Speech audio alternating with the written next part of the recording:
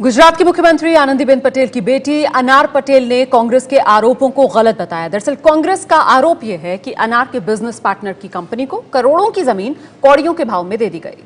अब कांग्रेस इस मामले की जांच एसआईटी से कराने की मांग कर रही है। क्या मोदी राज में आनंदीबेन की बेटी को फायदा पहुंचाया गया? गुजरात की सीएम आनंदीबेन पटेल की बेटी अनार पटेल के बिजनेस पार्टनर को मिली सरकारी जमीन का मामला तूल पकड़ता जा रहा है।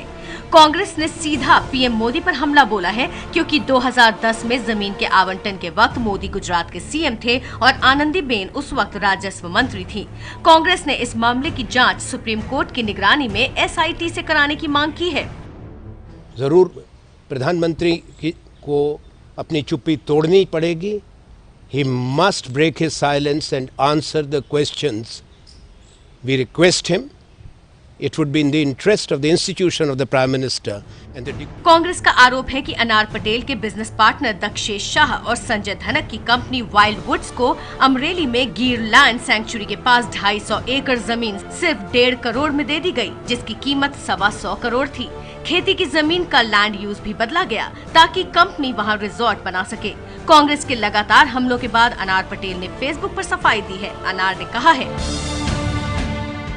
मैं अनार Patel WWRRPL, Anil infra plus और पार्श्व टेक्सचेम में से किसी में भी न डायरेक्टर हूं और न शेयर होल्डर। कोई भी सरकार से पता कर सकता है कि मेरे पास WWRRPL का कुछ भी नहीं है। ये सच है कि दक्षेश भाई मेरे बिजनेस पार्टनर हैं, लेकिन इसका मतलब ये नहीं कि मैं उनकी सभी कंपनियों में शामिल हूँ। वो अपने दम पर पिछले 22 सालों से बिजनेस में हैं। हमने 7 साल पहले रिटेल्स और सर्विसेज में अनार प्रोजेक्ट्स नाम की कंपनी बनाई थी। हमने सरकार से कोई मदद नहीं ली और सभी नियम कानूनों का कड़ाई से पालन किया। ये दुख की बात है कि सिर्फ अनुमान लगाकर मेरे ऊपर आरोप लगाए गए। मैं किसी की मेहरबानी पर नहीं, खुद पर यकीन करती हूँ।